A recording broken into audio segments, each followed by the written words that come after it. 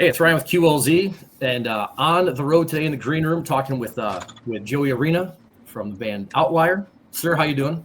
I'm doing very well, man. How are you?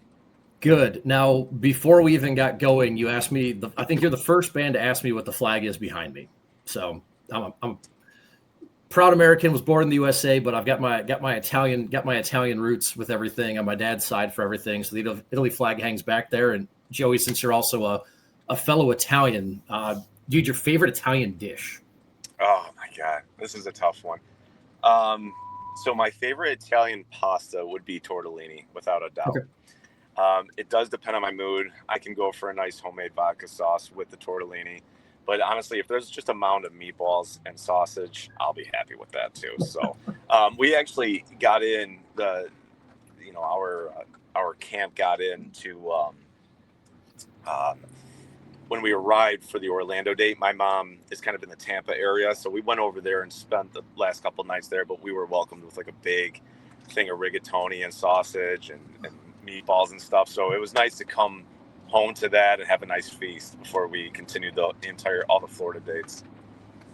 It fuels you for the next at least like 3 days. I mean, if you're eating that much, yeah, it's fueling you for a while. Yep, all food coma set right in. It was perfect. It was awesome. So do you cook yourself, or are you letting everybody else cook? Or is there anything yourself you like to make Italian-wise, or no? Yeah. I recently discovered I can make a nice homemade pesto. Nice.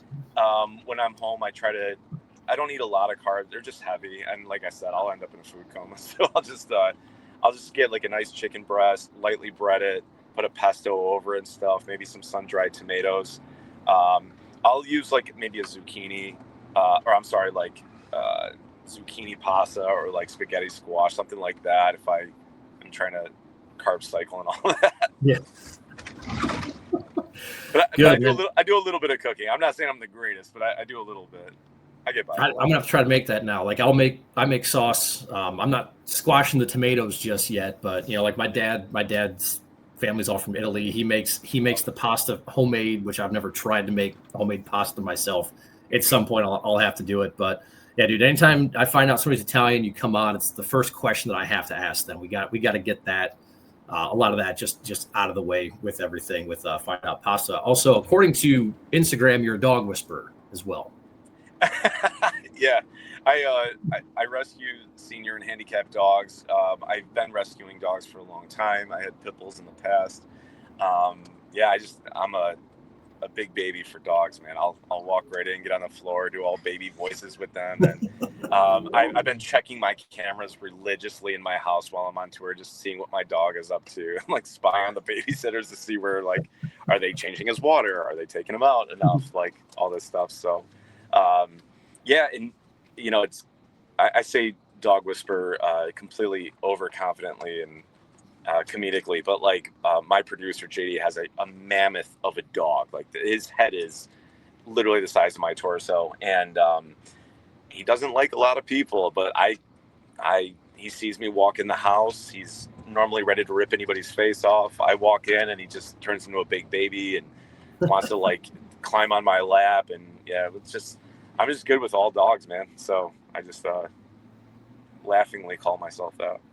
I don't know. I saw that and I was like, got to find out if we're talking with Cesar Millan here as well with everything today, outside of being obviously a rock and metal band here. What kind of dog do you have then? What dog do you have at home? Right now I have a little blind Yorkie. Okay. Yeah, me and my ex rescued him 2 years ago, and she had moved, and I'm in full custody of him. I didn't want to have him go. That's how I have my dog. But yeah, I had also a kind of a custody of got him with somebody else. We broke up, and he remained with me the entire time. So yeah, so he's there. My neighbors. Kind of yeah, he is a trained Walker Coonhound. Oh, Coonhound. Okay, yeah. My sister's got a hound.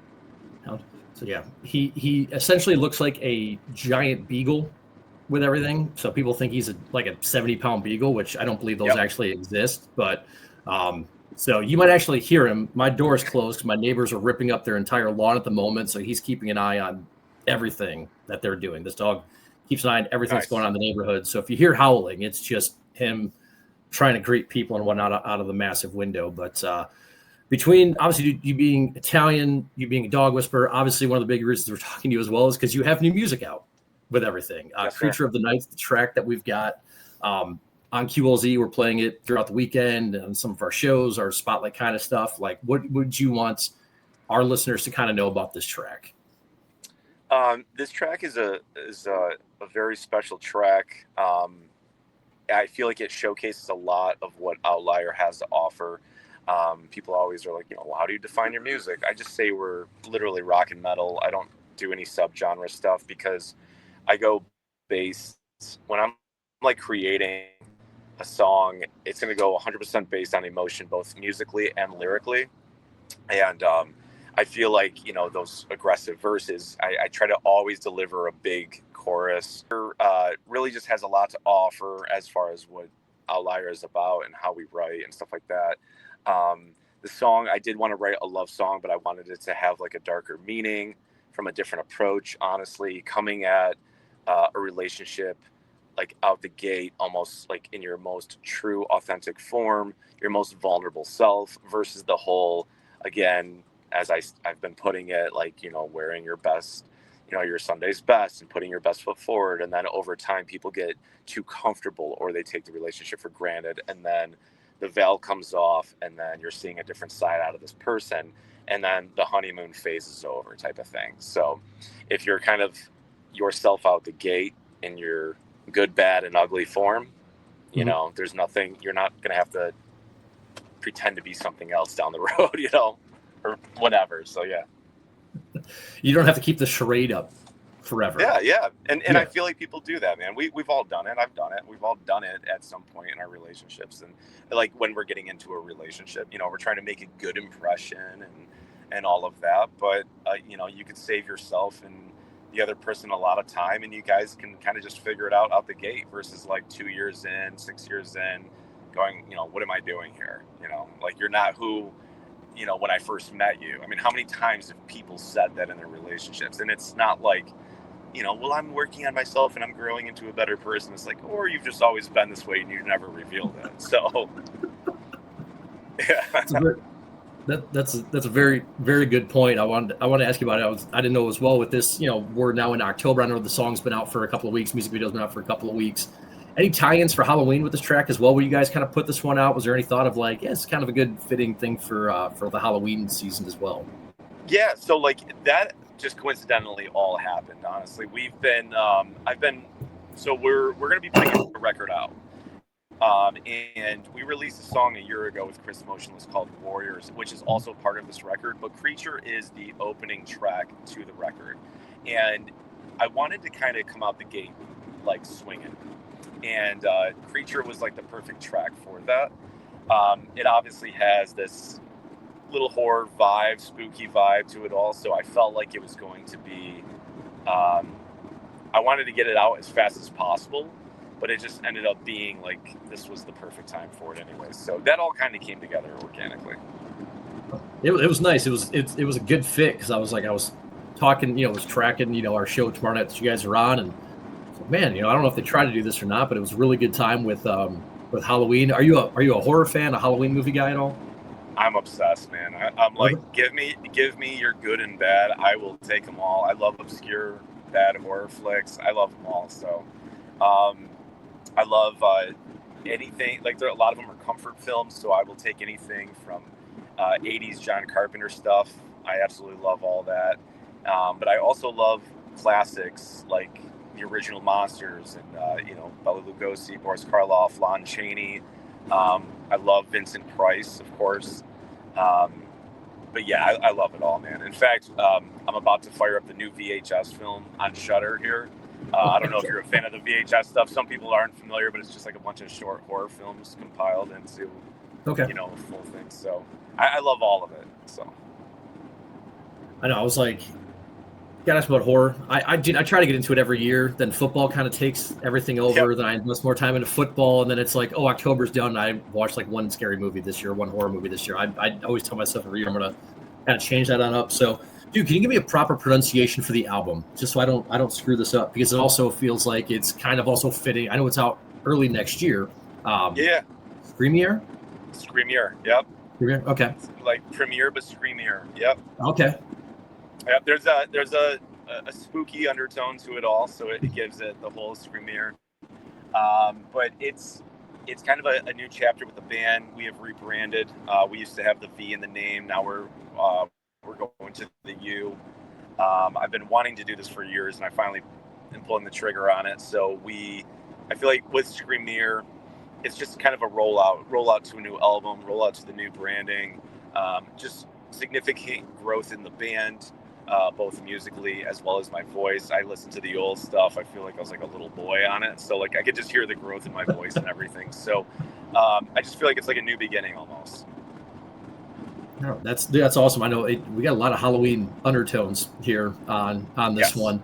Oh yeah. Let me ask you. So we were 92.7 years and years ago on the station when QLZ came out. We were 92.7. It went to 97.7 for about a decade. We just flipped back to 92 in July. Now It took 60 days for us to be able to change our name on Facebook from 97 to 92. So how is it the socials going overall to try to get your name changed with just one letter? Have you tried to do it yet, or has it been a pain? How's that journey been? Yeah, so like the DSPs and stuff, all like the streaming services have, when you just search Outlier with a U, the V will still pop up. So all the SEO stuff is like, it gets it. But it's, as far as the socials go, it's probably going to be a little bit of a slow burn for that one, just because you want to find what's available. You want to also try to rebrand everything to be as close as possible. The V was perfect for the branding because when you typed it in, there was nothing else that came up. So it was like perfect for that. But it became confusing. Everybody thought we were a German band, like, Outlier. And, so it was kind of like, it was nice to get away from that. But at the same time, old Greek and Roman alphabet, there was no U, so there was, the V was the vowel U as well as the harsh sound of a V. So, but it's a long way since the Greek and Roman alphabet, so people don't know that. So it got tiring explaining that over and over. But for branding, it was great. But over time, we'll probably merge everything over. But for now, I think the socials are kind of a little bit lower on the priority list at the moment here. Yeah. Deal with that when you're off tour. Don't deal with that stuff when you're on tour. Yeah. Yeah, dude. It's not gonna be worth your time. I know Screamier is gonna be out here in March. Just a couple of months to go.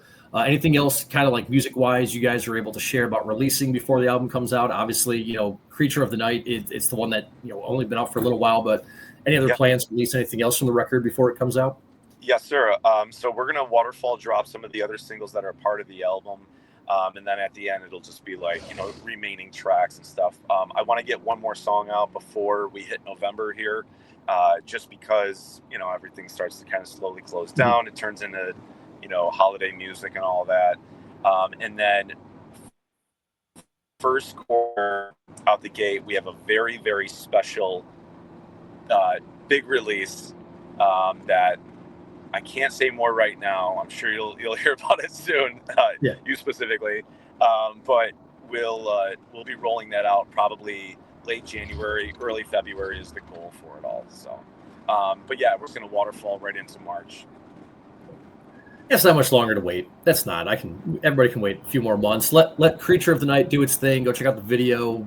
Give it love. Obviously, the singles game kind of rules everything right now and whatnot. So let the song breathe and do its thing. And Joey, before I let you go, man, favorite no skip albums. Every time somebody comes on for the first time, it's a question I've asked now for years. Some of your favorite complete albums, start to finish, the albums you don't skip any songs on. Ooh, good question. Okay, I gotta think here for a minute. It's been a long time, so I'm gonna probably list off some older stuff here. I'm gonna come right out the gate, probably get some heat on this one. Metallica Black Album, I don't care. I grew up on Ride the Lightning, so for anybody who's upset about that, I don't care. Black Album is so good, start to finish. I do love Nirvana's Nevermind. I think it's a great album, start to finish. I would say Misfits, Famous Monster. Again, another one I might get some heat on. I am a Danzig fan, so relax. But Famous Monster is great from beginning to end. Actually, I will say this. Misfits Collection 2 is great from beginning to end as well. I do love Misfits, so if you haven't gotten that by now. I would also say one more, maybe something a little bit more modern. This is going to be a tough one. But I would say, and I'm not even just saying this because I'm friends with them. I really would like to, I could say like Motionless's Disguise album was really good start to finish. And I'm not saying that out of, being biased or anything or any friendship, but it's a great album from start to finish. Yeah, absolutely. So, dude, and it's your list. That's the thing. Like when people are like, I'm not sure if I should say this one. I'm like, it's your list. Like people can get pissy with it, whatever they want to do. It's up to them. But like this is your list. It's your albums. That's why we ask this question. Everybody's, people can be kind of a little bit all over the place. Doesn't always have to be rock and metal. Some people dive into country. Some go with Dave Matthews on things. I mean, it's kind of all over. It's like, Sure. I'm not here to judge your list. It's your list. I've got my own. This is yours. You do what you want with it. But again, man, I know, Joey, you guys on the road right now. It's you guys, Silent Theory, Major Moment. There's some more dates coming up. I think Chicago is the closest you guys to are to us. I think it's next week. So if people are looking for something to do on, I think, a Wednesday or Thursday night when you guys are in the area, you can head on up to Chicago, check the guys out with everything. And Joey, we appreciate your time, man. Thank you so much. Thank you, man. I appreciate you.